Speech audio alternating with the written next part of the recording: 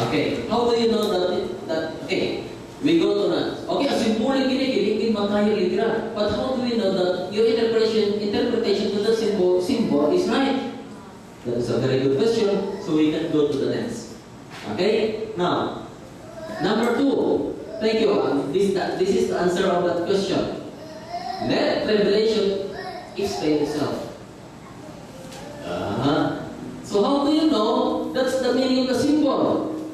Let the Revelation explain itself. So siya po mag-explain na. Let the Bible explain.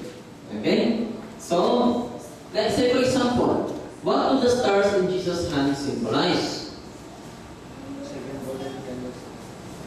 In Revelation 1:20, example na siya, Revelation 1:20. Saan na stars, pagkuman na ay, diba? What does, kung saan na siya? The angels and of the 7 churches as stars. Hindi na, ang sa kadagpuan ng star, mga sa galaxy pa ng uban. But that's symbolic. But the Bible itself says so.